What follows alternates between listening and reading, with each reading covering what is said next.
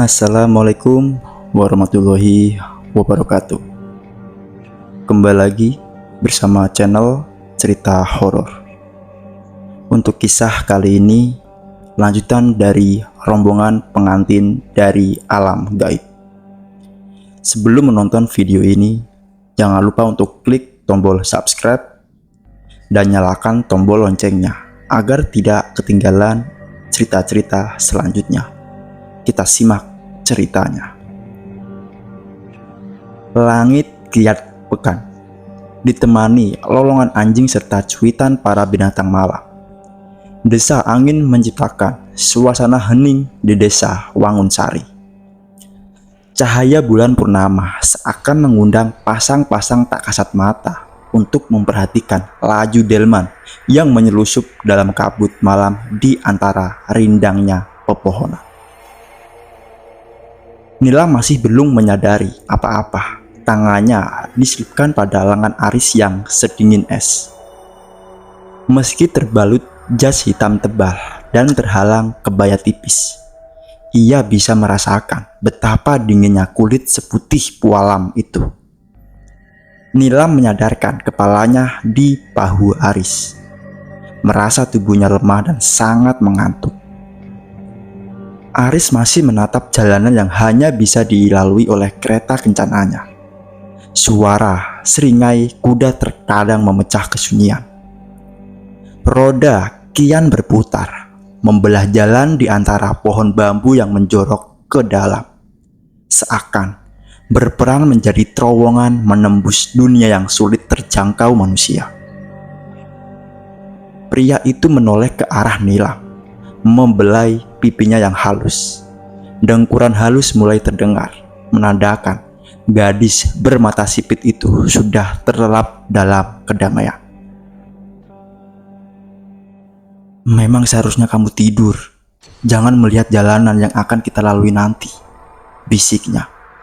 Membuat Nilam sedikit bergerak untuk menyamankan posisinya. Semakin lama, delman yang dihias sangat indah itu menghilang di telan kabut tanpa meninggalkan jejak-jejak keberadaannya. Sementara itu, Terita yang sudah menutup telepon langsung terduduk lemas di bangku bekas ia menghias Nilam tadi. Wanita bertubuh gempal itu hanya menyampaikan belasungkawa pada si penelpon, lalu berjanji akan mengabari keluarga mempelai wanita secara pelan-pelan. Namun, ia tidak menceritakan apa yang terjadi barusan di kediaman Nila. Tanya asisten Terita yang bernama Ella. Tentu ia panik melihat wajah pucat atasannya. Apalagi pundak Terita sampai naik turun, melihat sesuatu tidak kondusif. Buru-buru Ella menyodorkan segelas air yang langsung diteguk hingga tak tersisa. Begini kalau apa-apa nggak sesajen dulu. Lah kacau jadinya, bisik Terita masih dengan wajah panik dan pias. Ella yang tidak sabar dengan cerita Terita buru-buru duduk di samping wanita itu.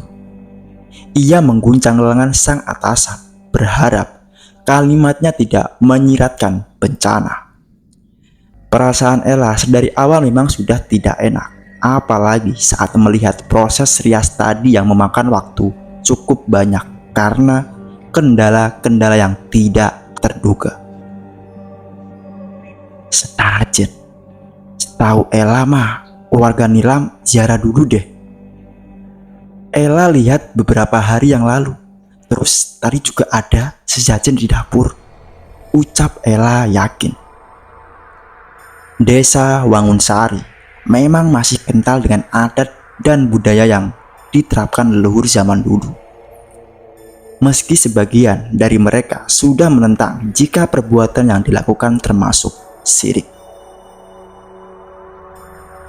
Ya, tapi kan ganti hari seenaknya lah. Barusan Teteh dapat kabar, katanya keluarga Aris kecelakaan tadi maghrib di tol.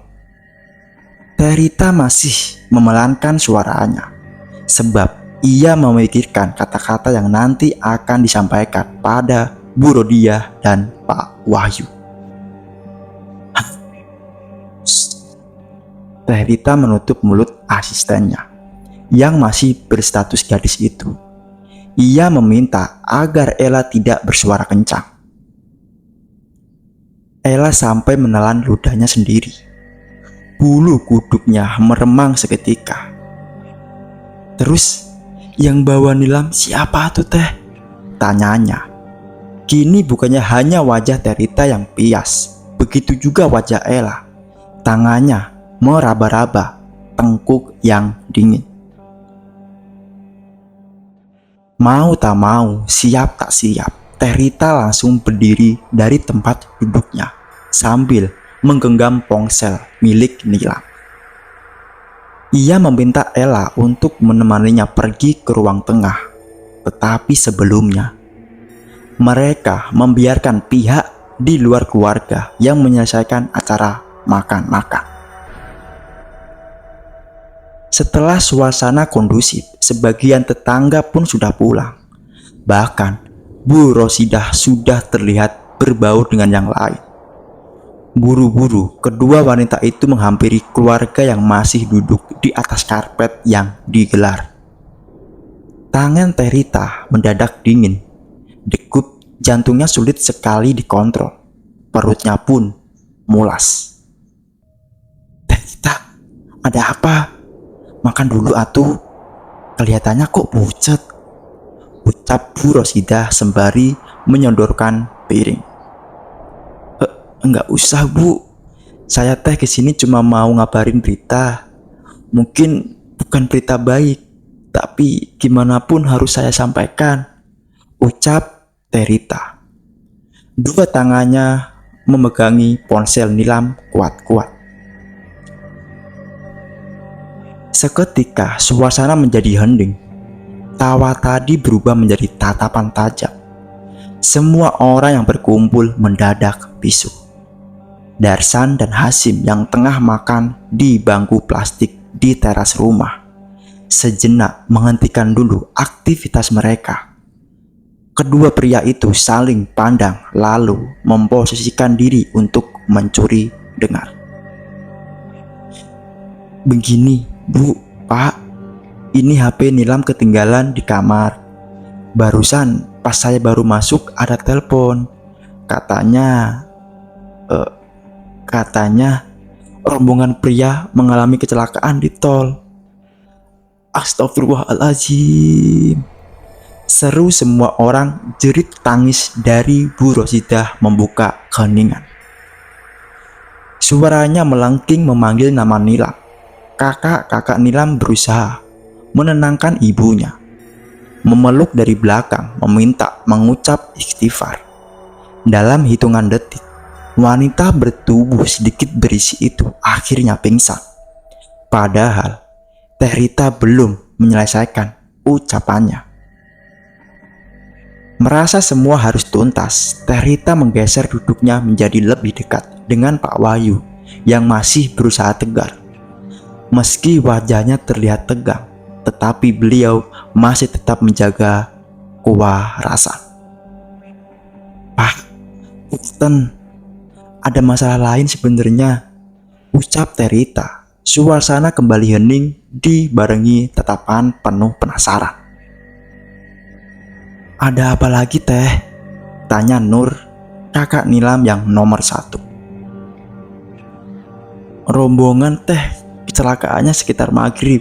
Entahlah, saya sulit menjelaskan dengan logika Pak, tapi begitulah kabar yang saya terima.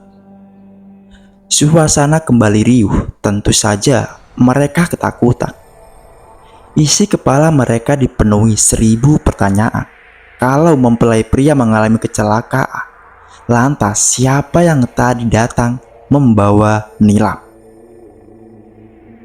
Ada yang buru-buru pulang karena takut. Ada juga yang masih menunggu di sana untuk mendengar lebih jelas kabar yang beredar. Salah seorang langsung lari ke rumah Mbah Karsun, pria yang dituakan di desa. Sementara itu, Pak Wahyu yang sedari tadi berusaha tegar, akhirnya terkapar lemas. Untung saja di belakang ada orang yang menahan tubuhnya. Indah, kakak Nilam yang kedua pun ikut pingsan. Badannya ditahan oleh para ibu-ibu yang masih berkumpul. Suasana rumah semakin mencengkam. Puluhan mulut seolah berspekulasi menarik kesimpulan masing-masing. Di tengah kericuan, Mbah Karsun datang tergopoh-gopoh. Dituntun oleh putranya, ia mencoba menanyakan apa yang terjadi.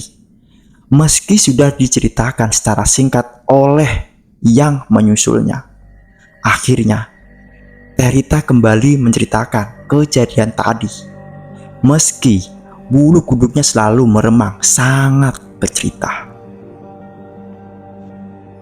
Sudah saya duga, rombongan tadi bukan manusia, Bah.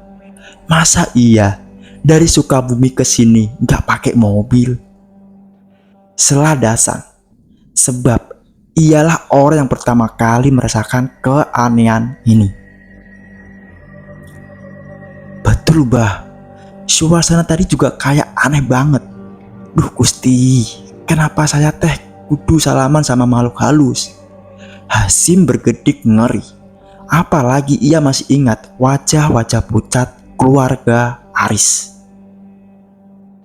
Salah satu pria pun turut bicara. Apa Nilam? Dibawa sama arwah suami dan keluarganya? Ups, gak mungkin. Mana ada orang meninggal bisa bawa orang hidup ke alam sana? Ngawur, Kang. Kali ini ibu-ibu menimpali. Sudah. Jangan bikin suasana semakin gak enak, Bah. Saya harus gimana? Tolong adik saya, Bah. Nur, anak paling tua, berusaha untuk paling kuat menghadapi masalah ini.